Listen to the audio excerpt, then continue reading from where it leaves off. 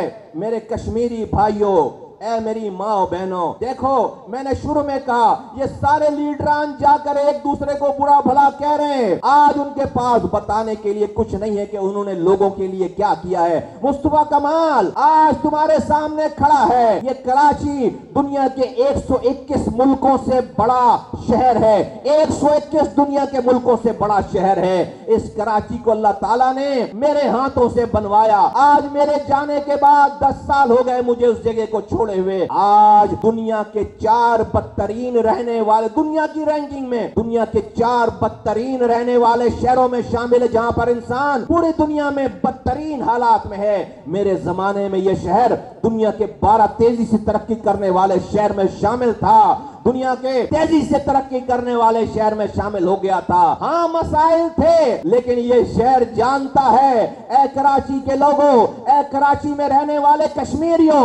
تم جانتے ہو، تم نے مجھے دیکھا ہے جب تم یہ شہر کراچی رات میں سوتا تھا اپنے گھروں میں، مصطفیٰ کمال اپنے گھر کے بستر کو چھوڑ کر کراچی کی کسی گلی میں اپنی رات قربان کر کے تمہاری صبح کو بہتر کرتا تھا۔ یہ کام کرنے میں نے حرام نہیں کمایا۔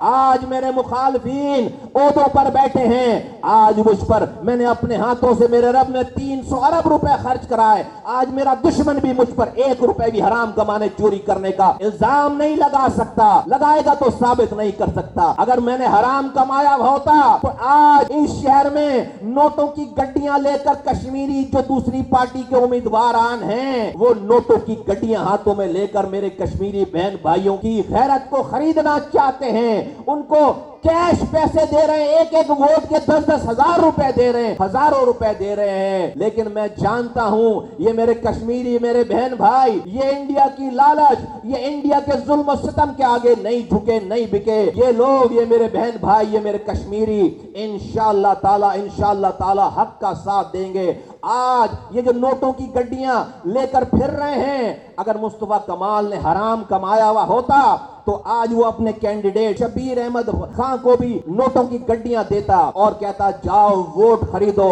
میرے بھائیوں، میری ماں بہنوں، مصطفیٰ کمال کے پاس پیسے نہیں ہیں، دولت نہیں ہے تمہیں دینے کے لیے، مصطفیٰ کمال کے پاس اس کا کردار ہے۔ تم میرے کہنے پر اس کو ووٹ ڈالو، میں ذمہ دار ہوں۔ تمہیں رہنا کراچی میں ہے، تمہیں پانی کراچی میں پینا ہے، تمہیں بچوں کو اسکول کراچی میں بھیجنا ہے، تمہیں اسپتال بچوں کو کراچی میں لے کر جانا ہے، تمہیں کراچی کی سڑکوں پر چلنا ہے، تمہیں کراچی کی گلیوں میں گھومنا ہے، تمہیں کراچی میں اپنا روزگار ڈھونڈنا ہے۔ میں اس انتظار میں نہیں رہوں گا کہ کشمیر سے تمہارا کوٹا آیا یا نہیں آیا۔ مصطفیٰ کمال کو اللہ تعالیٰ نے ذرا سی بھی مہلت دی تو اے کشمیریوں، تمہارا یہ احسان میں زندگی بھر نہیں بھولوں گا۔ تم 25 تاریخ کو ڈولفن پہ مہر لگاؤ۔ مصطفیٰ کمال نے کہنے سے پہلے کر کے دکھایا ہے، لوگوں کی خدمت کر کے دکھائی ہے۔ انشاءاللہ تعالیٰ یہ ہمارے دونوں نمائندے، یہ شاہ عبداللطیف فیصل جو کہ LA34 کے ہمارے نمائندے ہیں اور LA40 کے جو ہمارے نمائندے ہیں شبیر احمد خان، ہمارے 2 ہی کینڈیڈیٹ ہیں۔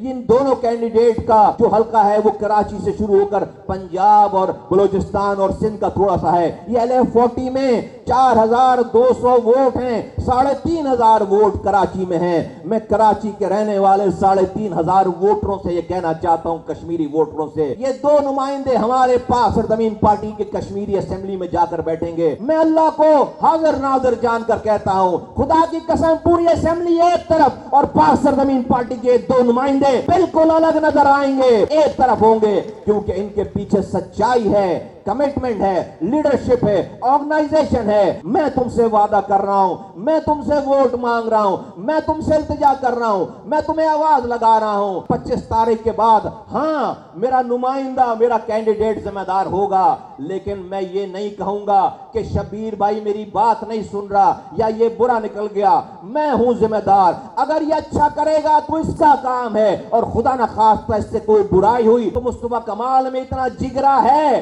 مصطفیٰ کمال میں اتنا دم ہے کہ لاکھوں کے مجمع میں کھڑے ہو کر کہے گا کہ ہاں میری غلطی ہے، ہاں یہ مجھ سے غلط ہو رہا ہے، ہاں میں نے غلط کام کیا ہے۔ ہمارے اندر اتنا دم ہے۔ تم جانتے ہو کراچی کے لوگوں، تم ہمارا کردار جانتے ہو، تم ہمارا ماضی جانتے ہو، تم ہمارا حال جانتے ہو۔